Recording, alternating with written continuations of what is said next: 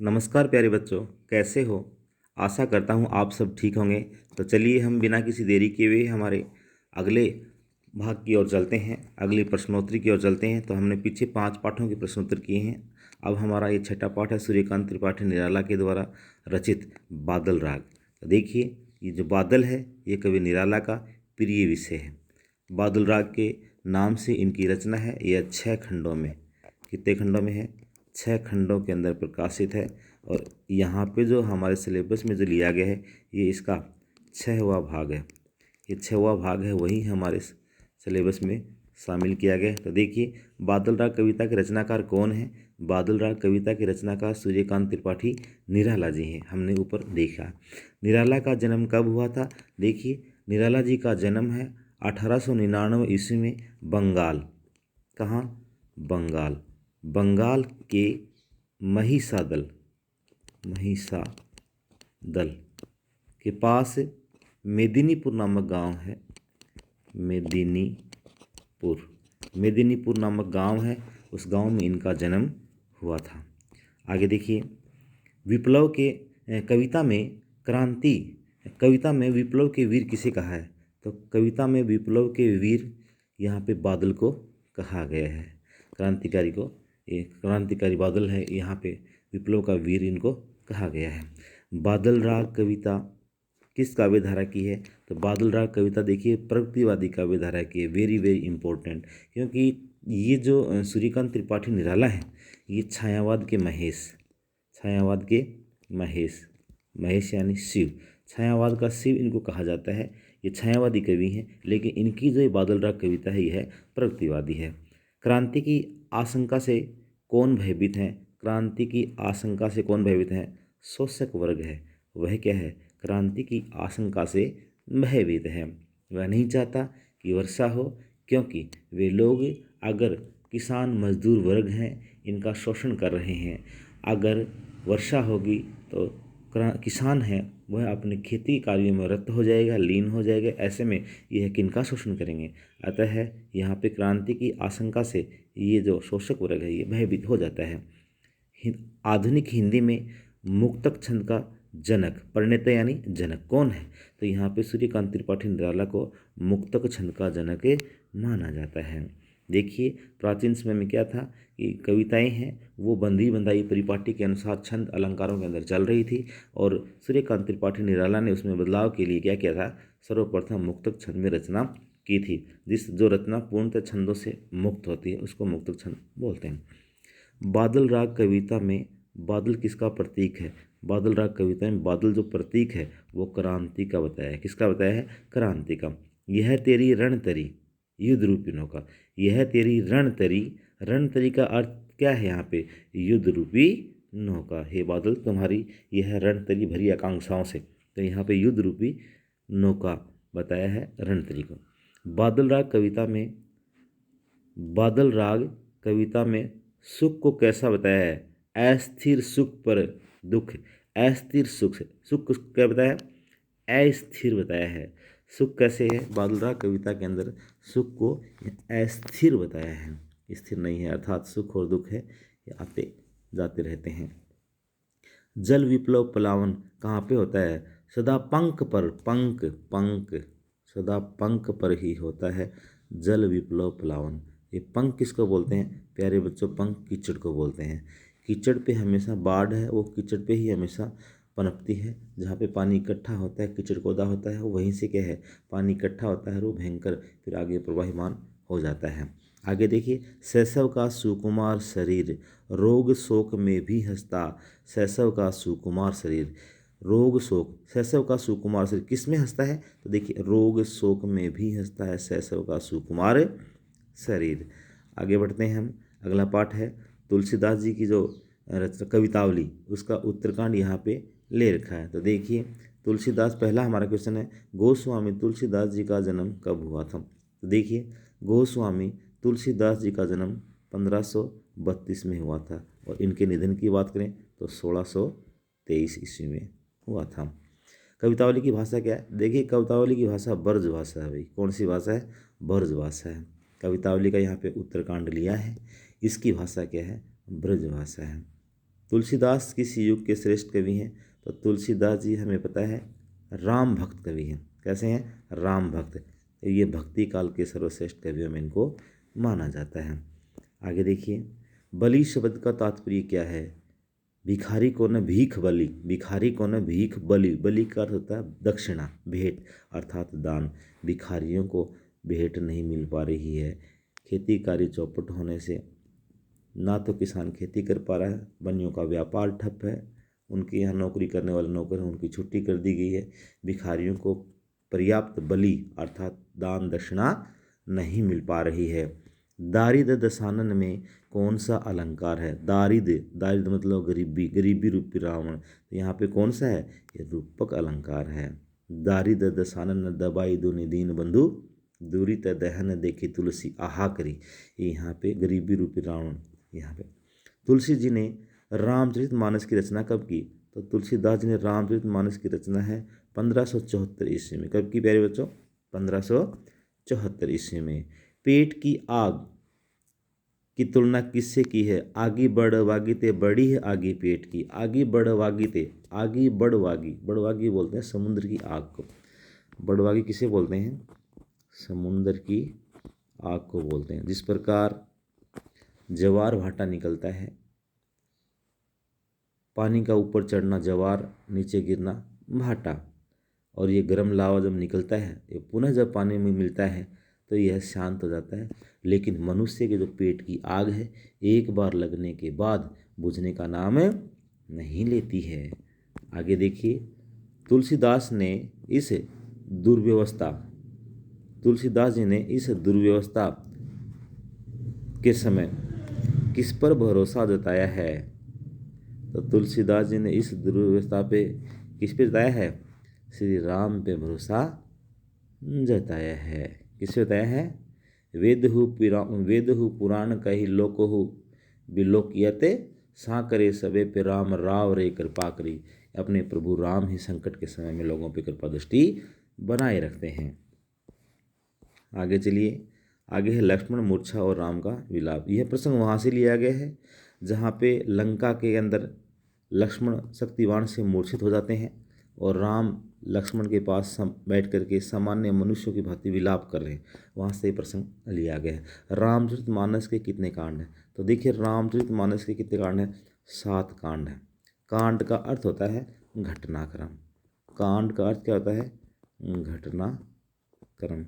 यहाँ पे देखिए, ये जो कांड दिया है हमारे लंका कांड, कौन सा है? लंका। ये लंका कांड हमारे छठा कांड है। कौन सा कांड है? छठा। उसके बाद में कौन सा आएगा? उसके बाद में आएगा उत्तरकांड। उत्तरकांड। आगे देखिए, सुत बित नारी भवन परिवारा, सुत बित नारी भवन परिवारा, होई जाहि जग बारही वारा, अस बिचरी जे जागहु ताता, मिले न जगत सहोदर भ्राता। सुत बित, वित्त का अर्थ होता है धन। वित्त का अर्थ क्या होता है? धन होता है। इस संसार में बेटा, धन, नारी, भवन और परिवार तो बार बार मिलते रहते हैं। हे लक्ष्मण, तुम्हारे जैसा भाई एक माता के गर्भ से जन्म लेने पर भी मिलना मुश्किल है। लक्ष्मण के मूर्छित होने पर कौन विलाप करते हैं? लक्ष्मण के मूर्छित होने पर सामान्य मनुष्य होते राम विलाप करते हैं। कौन करते हैं? राम। देखिए, लक्ष्मण मूर्छा और राम का विलाप, ऊपर शीर्षक ही यहीं दे रखा है। आगे देखिए, सांप का जीवन किसके बिना? मणि बिनु फनी, मणि बिनु फनी करीबर कर ही ना। मणि बिनु फनी, फनी मतलब सांप। सांप का जीवन मणि के बिना। हाथी का जीवन किसके बिना? सूंड के बिना दीनहीन होता है। ठीक उसी प्रकार हे लक्ष्मण, मेरा जीवन भी तुम्हारे बिना दीनहीन हो रहा, दुखी हो रहा है।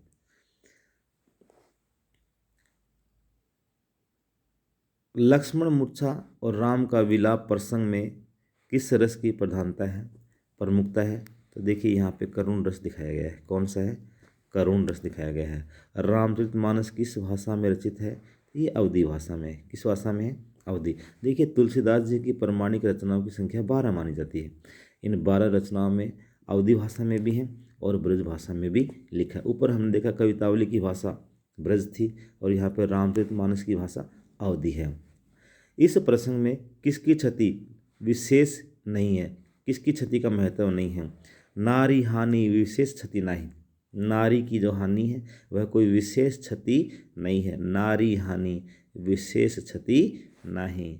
तो यहाँ पे राम ने नारी की हानि को विशेष क्षति नहीं बताया है। यहाँ पे थोड़ा संकीर्ण दृष्टिकोण भी हमें नजर आता है। मिलहि न जगतु सहोदर भ्राता, अस विचरी जिय जागहु ताता, मिलहि न जगत सहोदर भ्राता। ये कथन किसका है? ये कथन श्री राम का है। राम बोलते हैं कि इस प्रकार विचार करके उड़ जाइए मेरे भाई, कि संसार के अंदर एक माता के गर्भ से जन्म लेने पर भी ऐसा भाई मिलना असंभव है। रावण के सभी योद्धाओं का संहार किसने किया है? तो देखिए, रावण के सभी योद्धाओं का संहार जो हनुमान जी हैं उन्होंने किया था। तात शब्द, तात शब्द का अर्थ क्या होता है? तात का होता है भाई होता है। क्या होता है? भाई। आगे देखिए, लक्ष्मण मूर्छा और राम का विलाप। लक्ष्मण मूर्छा और राम का विलाप, ये काव्यांश रामचरितमानस के कौन से कांड से लिया गया है? तो देखिए, लंका कांड से लिया गया है। और ये है कौन सा? ये छठा कांड है। कौन सा कांड है? छठा कांड है। आगे देखिए, आगे पढ़ते हैं। फिराक गोरखपुरी की जो रुबाइयाँ हैं उनको पढ़ते देखिए। फिराक गोरखपुरी का जन्म कब हुआ था? इनका जन्म सन 1896 में हुआ था भाई। फिराक गोरखपुरी का जन्म 1896 में हुआ था। गोरखपुरी को किस पुरस्कार के लिए गोरखपुरी को किस रचना के लिए साहित्य अकादमी पुरस्कार मिला था? तो गुले नगमा इनकी एक रचना है जिसके लिए इन्हें साहित्यिक पुरस्कार मिला था। साहित्य अकादमी का जो पुरस्कार है ना, ये इनको मिला था। बच्चों के घरौंदे में दीपक कौन जलाता है? बच्चों के घरौंदे में जलाती है जब दिए। बच्चे की जो माता होती है, बच्चे को प्रसन्नचित करने के लिए क्या करती है? बच्चे के घरौंदे के अंदर क्या करती है? दीपक जला देती है। खिलखिलाते बच्चे की हंसी कब गूंज उठती है? रह रह के हवा में जो लोका देती। रह रह के खिलखिलाते बच्चे की हंसी कब गूंज उठती है? जब माँ उसे रह रह के हवा में जो लोका देती है। माँ जब बच्चे को हवा में उछालती है, बच्चे को जब माँ हवा में उछालती है, जैसे ही बच्चा माँ के हाथों में पुनः स्पर्श करता है, माँ के हाथों में वापस आता है थोड़ा सा उछलने के बाद में, उसके कोमल शरीर के जैसे ही माता के हाथ स्पर्श होते हैं तो बच्चा क्या करता है? उस समय बच्चे की खुशी का कोई ठिकाना नहीं रहता है। लोक का देना, मुहावरे का अर्थ क्या? लोक का देना होता है हवा में उछालना। क्या होता है? हवा में उछालना। गेसों में, उलझे हुए गेसों में कंघी करके। गेसु किसको बोला है? यहाँ पे बालों को बोला है। गेसु किसे कहते हैं? बालों को कहते हैं। बालक किस पर ललचाया है? बालक तो है ही चांद पे ललचाया। बालक तो है ही चांद पे ललचाया। बच्चा किस पे लालच करता है? चांद पे करता है। और अगली हमारी रचना है उमाशंकर जोशी जी का छोटा मेरा खेत। एक रचना और है इनकी, कागज़ का पन्ना। छोटा मेरा खेत चुकाना कागज़ का एक पन्ना। हाँ, देखिए, उमाशंकर जोशी का जन्म कब हुआ था? उमाशंकर जोशी जी का जन्म है सन 1911 ईस्वी में हुआ था। कब हुआ था? 1911 ईस्वी में। रस का अक्षय पात्र किसे कहा गया है? रस का अक्षय पात्र साहित्य की कविता को कहा गया है जिसमें कभी रस का कम होने का नाम नहीं लेता है। साहित्य का रसायन क्या है? देखिए, साहित्य का रसायन क्या है? साहित्य का रसायन कल्पना है। एक भावुक कवि जब कल्पना करता है तो उसके सारे के सारे अहंकार हैं वो समाप्त हो जाते हैं। तो साहित्य का रसायन किसे माना है? साहित्य का रसायन कल्पना को माना गया है। छोटा मेरा खेत चौकोना, छोटा मेरा खेत चौकोना उपमान किसके लिए आया है? छोटा मेरा खेत चौकोना, ये उपमान प्रयोग किसके लिए आया है? ये कागज़ के एक पन्ने के लिए आया है। छोटा मेरा खेत चौकोना कागज़ का एक पन्ना। जिस प्रकार किसान पंक्तिबद्ध तरीके से बीजों की रोपाई करता है, फसल प्राप्त करता है, उस फसल को अंतिम समय में काट लिया जाता है, पुनः उसका लाभ नहीं लिया जा सकता है। लेकिन कविता यहाँ पे भिन्न है।